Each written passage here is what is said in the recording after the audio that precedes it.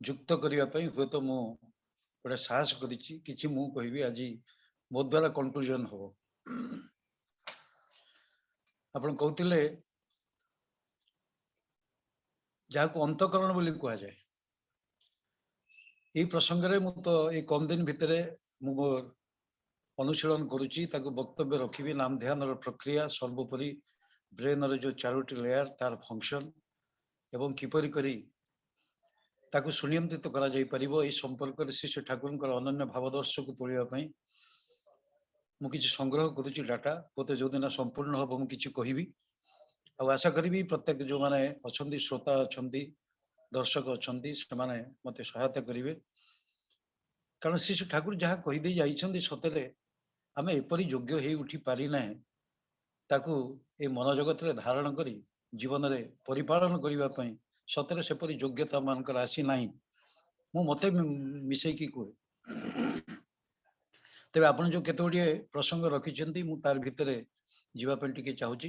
ତେଣୁ ମୁଁ ଭାବିଲି ମୁଁ ମଧ୍ୟ ଉଚିତ ହବ ଯଦି ତାର ସମାପନୀ କରେ। ଦୀକ୍ଷା ନେବା ସମୟରେ ପ୍ରଥମ ସଂକଳ୍ପ ବାକ୍ୟ ଆମର ହେଇଛି, ଏହି ଦୀକ୍ଷା ଗ୍ରହଣ କରି ମୁଁ ସର୍ବାନ୍ତକରଣରେ ଶପଥ କରୁଅଛି ଯେ ମନୁଷ୍ୟର ଜୀବନ ବୃଦ୍ଧିର ପରମ ଉଦ୍ଧାତା ଶ୍ରୀ ଶ୍ରୀ ଠାକୁର ଅନୁକୂଳ ଚନ୍ଦ୍ରଙ୍କୁ ପ୍ରତିଷ୍ଠା କରିବା ହିଁ ଏହି ମୁହୂର୍ତ୍ତରୁ ମୋର ଜୀବନର ଯୋଗ୍ୟ ହେଉ।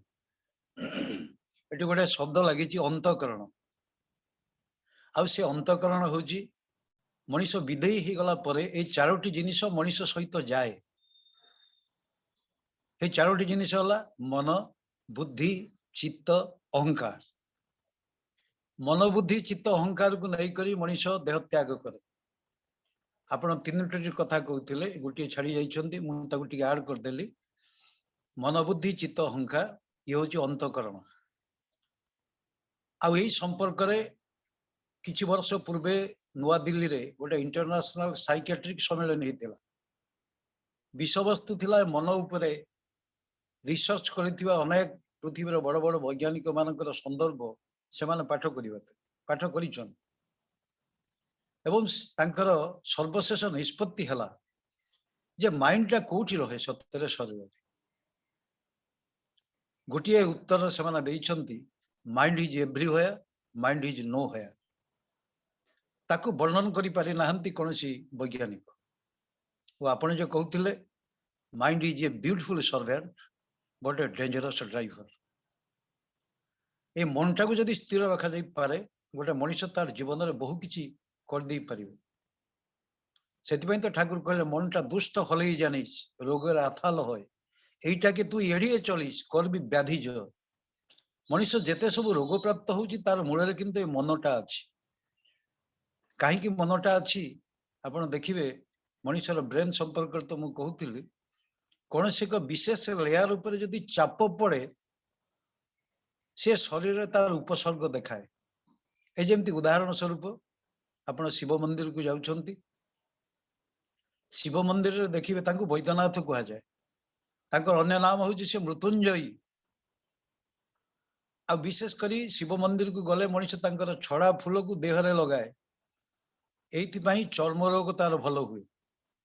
ଆଉ ୟା ପଛରେ ବିଜ୍ଞାନ ଭିତ୍ତିକ ଅନୁଶୀଳନ ବି ଅଛି। ଆଉ ଏଗୁଡିକ ସୃଷ୍ଟି ହୁଏ ମଣିଷର କାମନା ବାସନାରୁ। ମଣିଷ ଯେତେ କାମାର୍ଥ ହବ, କାମାର୍ଥ ଭାବନା ନେଇକରି ଲାଗି ରହିବ, ବିଶେଷ କରି ଦେଖାଯାଏ ସେଇମାନଙ୍କର এই ଚର୍ମ ରୋଗ ବିଶେଷ କରି ତାଙ୍କ ଶରୀରରେ ପରିଲକ୍ଷିତ ହୁଏ। এটা ପରୀକ୍ଷାର ପ୍ରସଙ୍ଗ।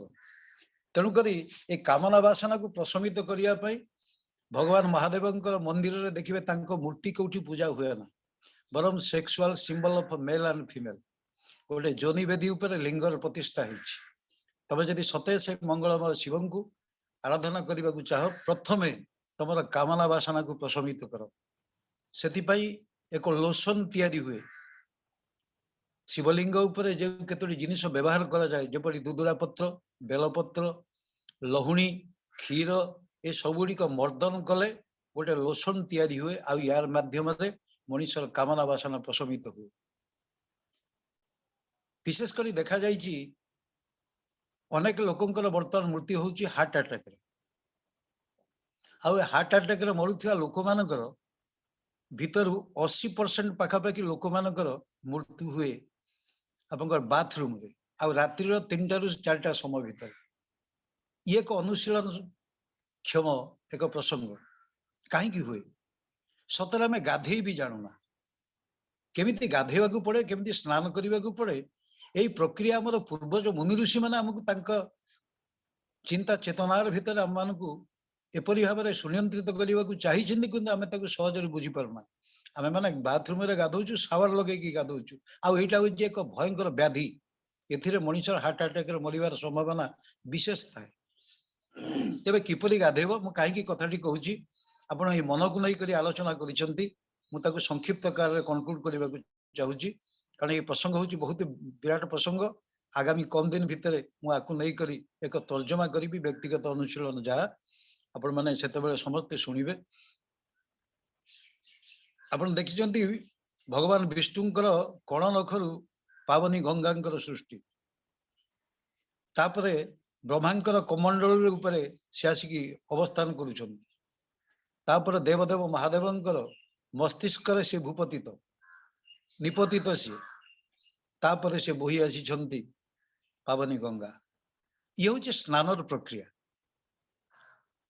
विज्ञानी मैंने कहते जिते गाधेबे पाद को आग पानी देवे पाद को बुड़ेबे आग सी ठंडा हो तारपरे अंटाठू तलू पर्यंत गाधेबे सर्वशेष मस्तक पानी देवे पछ भागरे यहीपरि यदि स्नान अभ्यास करनी मनीषर आयुष विशेषकर यही जो रोग व्याधि संकुल हो मनीषर मृत्यु मुखे पड़ुची से मुक्ति पाइबार बहुत संभावना ठाकुर तो से कहती पोखरी नदी में गाधेवाटा खूब भल हुए तो समय आउ ना आम जो अवस्था पहुंची गले आधुनिक पाश्चात्य सभ्यतार वशवर्ती हुई घरे घरे बाथरूम किंतु ये जो अभ्यास गुड़िक जदि परिवर्तन कर दिया जाए तेबे एपरि मृत्यु मुखर मनीषर बंचार संभावना बहुत अधिक थाए तृतीयत छोटिया कथाटी कही सारदेवी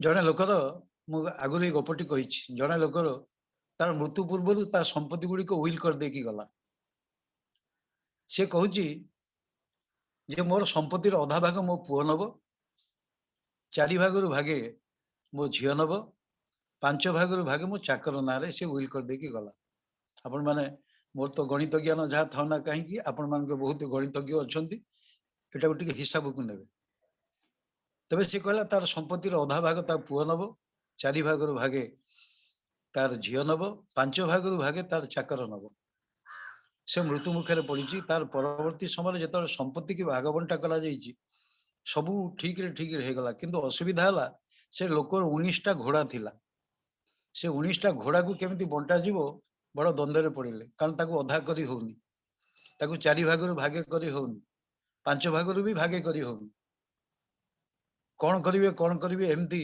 चिंतार जेते बेले पड़ी गले गाँव कौन लोक ताकू तुटई पारे नहीं समस्त कहले बिकी देकी पैसा को भाग करदबा एमान मना कले कहले पैतृक संपत्ति बिक्री करा जाए ना एटा मन रखिबा हमर उत्कल संस्कृति अछि पैतृक संपत्ति की जो माने बिकंती से माने जन्म जन्मांतर एपरि एक भयंकर अवस्था रुहंती सेति पई मना कला है पैतृक संपत्ति की केबे बिकिबा नाही देखा गला एई समय तार से जो लोकटी मरी जाइथिले तांकर जने सांग आसीचन सांग कौन कले सी गोटे घोड़ार चढ़ी आसते सी कथाटा को बुझिले हसी देकी कले अरे सी मो सांग थिला तार मो भीतर किसी प्रभेद ना गोटे कम कर मु घोड़ाटी आनी मिसई दियो ताकू तुम नहीं जा तापर बांट कर दियो किसी असुविधा हम ना सहज हो गला 19टा घोड़ा संगे गोटे मिसीगला सी हूँ 20 रु अधा जन नहीं गला बड़ पुओ सी नहीं गला 10 4 भागरु भागे कले 5टा घोड़ा ता झील नेला 5 भागरु भागे हो गला 4टा घोड़ा ता चाकर नहीं गला एमती 10 5 4 19 घोड़ा एमाने बांटिकी नहीं गले पुणी गोटे बड़ी पड़ा शेष को सी कहला मो घोड़ाटा मुझे नहीं जाऊँ सहजरे छिंडी गला आ ये मनुष्य शरीर एमती 19 घोड़ा आवर्त भितर बांधी अच्छी आपड़ जाए कहते पंचभूतर ये शरीर क्षित तेज मरुत भीम 5 ज्ञानेन्द्रिय 5 कर्मेन्द्रिय 4 हूँ अंतःकरण जहाँ आज प्रसंग उपरे आपण आलोचना करते मन बुद्धि चित्त अहंकार ये 4टी जिनिस मनीष मृत्यु सहित ता जीवन सहित सी जीव आत्मा सहित तेणु यही 19 घोड़ा सब बेले विक्षिप्त करती मनुष्यर शरीर को, मनुष्यर मन को, मनुष्यर चेतना को, मनुष्यर चिंता को। जदि तांको सहित पुरुषकार युक्त हो जाए, पुरुषकार होउछन्ति सेही परम ब्रह्म सद्गुरु, सेमाने जदि युक्त हो जिवे आंकर डिविजन पे कोनोसी असुविधा हबो नाही, आंको सुनियंत्रित करिया पे कोनोसी समस्या ही हबो नाही जीवन रे। तेणु से ही प्रयोजन। तेणु भगवान श्रीकृष्ण अर्जुन को बुझे कहउछन्ति एई मन को नहीं करी से पचारुची कहले प्रभु मु केमिति शांति पाइबी, आमे शांति शांति बोले आज घुरी बुलुचे। भगवान श्रीकृष्ण कहले नास्ति बुद्धिर युक्तस्य न चा युक्तस्य भावना। जे बुद्धि सहित विधि स्वरूप जे बुद्धि तांको सहित जे युक्त होइनी तार भल भावना आसीबो नै। न च भावयते शांति अशांतस्य कुतो सुख। जार बुद्धि नाही, बुद्धि सहित युक्त होइनी तार भावना भल नुहे, जार भावना भल नुहे सी अशांत मनीष। आ अशांत मनीष जीवन रे सुख केमिति पाइबे। तेणु जीवन पई ए सुख शांति आनंद पाई निश्चित भाव आम मैंने बहु भाव प्राधान्य प्रिय परम परम पुरुषंकर से अनन्य भावादर्श अनुप्रेरित होबार एक अपूर्व सुजोग प्राप्त होइछे। तांकरी चरण तले प्रार्थना आपण माने समते भले रुहंतु, सुखरे रुहंतु। सर्वशेष आज जे संगीत विभाग दायित्व थिले से हमर बराद करछंती मां मधुमिता भोल, तांकर समापन संगीत गान करिवे, तापरे ध्वनि प्रदान करिवे। जय गुरु। जय गुरु दादा। जय